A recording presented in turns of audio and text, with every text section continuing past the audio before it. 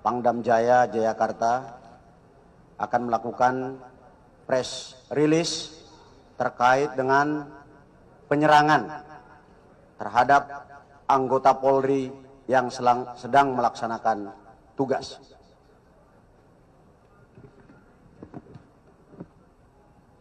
Tadi pagi sekitar pukul 00.30 WIB di jalan tol Jakarta Cikampek kilometer 50 telah terjadi penyerangan terhadap anggota Polri yang sedang melaksanakan tugas penyelidikan terkait dengan rencana pemeriksaan MRS yang dijadwalkan berlangsung hari ini jam 10.00 WIB. Berawal dari informasi bahwa akan terjadi pengerahan massa pada saat saudara MRS dilakukan pemeriksaan di Polda Metro Jaya dari berbagai sumber, termasuk rekan-rekan media mungkin mendapatkan berita melalui WA Group bahwa akan ada pengerahan kelompok massa untuk mengawal pemeriksaan MRS di Polda Metro Jaya. Terkait dengan hal tersebut, kami Polda Metro Jaya kemudian melakukan penyelidikan kebenaran informasi tersebut. Dan ketika anggota Polda Metro Jaya mengikuti kendaraan yang diduga adalah pengikut MRS, kendaraan petugas dipepet. Lalu kemudian diserang dengan menggunakan senjata api dan senjata tajam sebagaimana yang rekan-rekan lihat di depan ini. Anggota yang terancam keselamatan jiwanya karena diserang kemudian melakukan tindakan tegas terukur sehingga terhadap kelompok yang diduga pengikut MRS yang berjumlah 10 orang meninggal dunia sebanyak 6 orang. Saya ulangi, terhadap kelompok MRS yang melakukan penyerangan terhadap anggota dilakukan tindakan tegas dan meninggal dunia sebanyak 6 orang.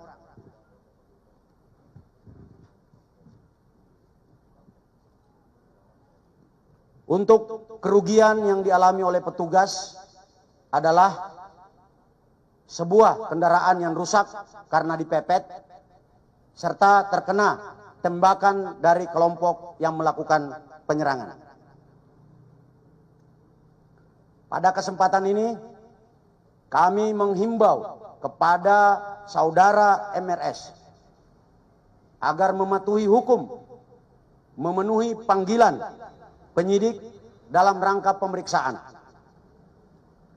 Apabila saudara MRS tidak memenuhi panggilan, kami, tim penyidik, akan melakukan langkah-langkah penegakan hukum selanjutnya sesuai dengan ketentuan hukum yang berlaku. Selanjutnya, kami, saya dan Pangdam Jaya menghimbau kepada saudara MRS dan pengikutnya untuk tidak menghalang-halangi proses penyidikan.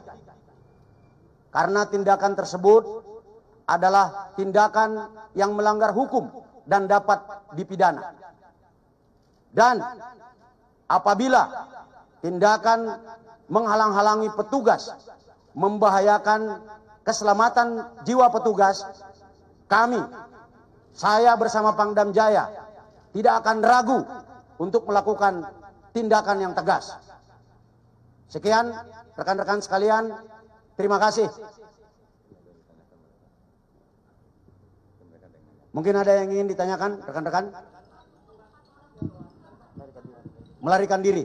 Untuk yang 4 lainnya, melarikan diri. Tidak ada anggota yang terluka, hanya ada kerugian materi. Asli. Ini sudah ada 3 yang ditembakkan. Jadi, dari hasil penyelidikan awal, kelompok yang menyerang anggota ini diidentifikasi sebagai Laskar Khusus yang selama ini menghalang-halangi proses penyidikan.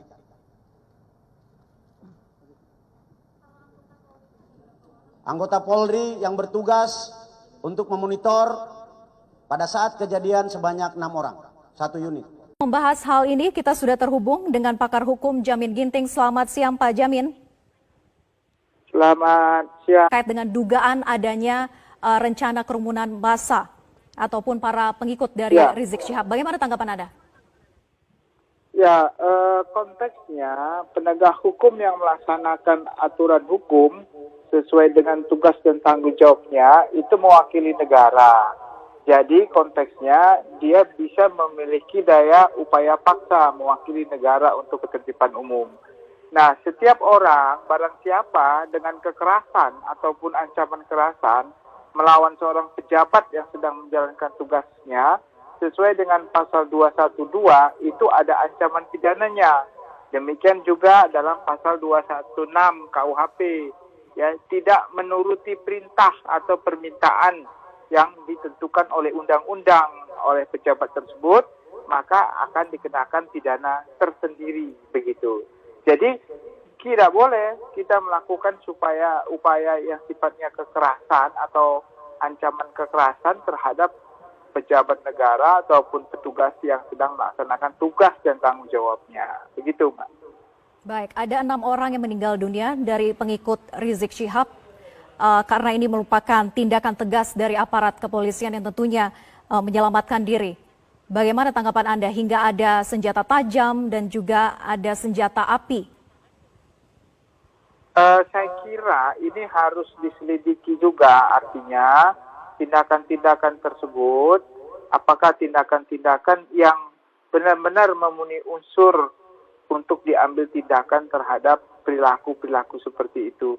Jadi saya belum melihat fakta yang akurat mengenai hal tersebut, tapi harusnya ya dipersiapkan dengan matang sebaik-baiknya untuk menghindari adanya tindakan-tindakan seperti kerusuhan ini ya.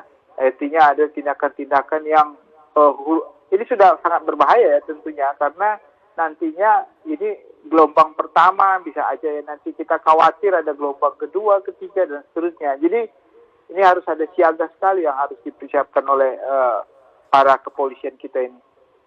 Baik, artinya bahwa ini merupakan wujud ancaman yang bisa saja terjadi di kemudian hari kembali begitu ya kepada pihak kepolisian? Ya, saya kira tadi kan sudah jelas, orang yang mengetahui melakukan kekerasan saja sama sipil ya, bukan sama kepolisian, itu suatu pelanggaran berat ya.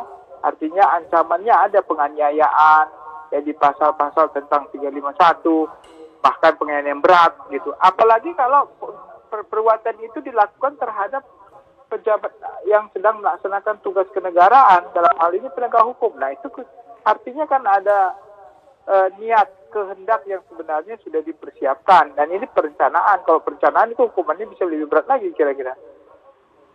Baik, terlebih bahwa dikatakan tadi oleh Polda Metro Jaya berdasarkan hasil dari penyelidikan bahwa pelaku penyerangan ini merupakan laskar khusus dari pengikut Rizik Syihab. Nah, apakah memang seperti sudah dipersiapkan aksi penyerangan ini? Saya tidak tahu persis apakah dipersiapkan atau tidak, tapi tentunya kalau orang yang membawa senjata tajam dengan maksud tujuannya apa, ya itu harus dijadikan salah satu faktor ya, contohnya di pengadilan gitu ya. Orang perencanaan itu kan ada tindakan persiapan ya. Tindakan persiapan itu salah satunya contohnya orang membawa senjata tajam, mempersiapkannya untuk pergi ke suatu tempat yang memang tujuannya untuk menggunakan senjata itu ya untuk melakukan kekerasan contohnya. Nah itu kan sebagai dasar yang bisa dipertimbangkan sebagai suatu bentuk perencanaan juga begitu. Baik, jadi ada kemungkinan memang direncanakan karena ada barang bukti sejumlah senjata tajam dan juga senjata api ini begitu ya? Ya itu nanti bisa dibuktikan di pengadilan tentunya, tapi itu salah satu bentuk unsur ya untuk menentukan apakah adanya suatu perencanaan atau tidak. Baik, kemudian tadi pihak Polda Metro Jaya juga mengancam dan memperingatkan begitu ya lebih tepatnya kepada Rizik Syihab untuk datang ikuti proses hukum dan melakukan pemeriksaan hari ini. Kalau tidak akan dilakukan tindakan hukum berikutnya. Bagaimana sebetulnya aturan hukumnya ketika pemeriksaan terhadap saksi jika pemanggilan pertama dan juga pemanggilan kedua tidak hadir? Konsekuensinya bagaimana? Ya, apabila panggilan pertama sudah dipanggil, maka akan dilakukan panggilan kedua. Setelah panggilan kedua, dengan peringatan apabila dia tidak hadir, maka akan dipanggil atau dibawa secara paksa. Kecuali kalau memang ada alasan yang bisa dapat diterima, dia bisa patut dan wajar dia tidak hadir begitu karena urusan pekerjaan, sakit penyakit, ya. Nah, tapi kalau di luar itu, maka dia harus hadir. Baik, selanjutnya akan dilakukan pemaksaan dengan penjemputan begitu ya? Kalau memang hingga panggilan ketiga tidak hadir juga? Ya, bukan panggilan ketiga. Jadi panggilan pertama, setelah panggilan pertama, lalu panggilan dua dengan peringatan. Kalau dia tidak hadir panggilan kedua, otomatis pemanggilan paksa tersebut dapat dilaksanakan. Baik. Itu pasal 112. Begitu. Baik. Bagaimana seharusnya Rizik Syihab menyikapi terkait dengan pengikutnya? Ya kita melakukan asas praduga tak bersalah begitu ya. Bisa saja Rizik Syihab tidak mengetahui terkait dengan rencana ini atau kejadian ini. Bagaimana seharusnya Rizik Syihab bersikap khususnya kepada para pengikutnya?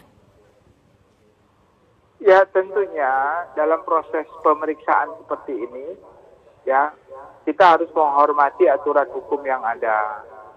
Ya, tinggal bagaimana seorang pemimpin bisa menenangkan masanya supaya lebih tertib, ya begitu.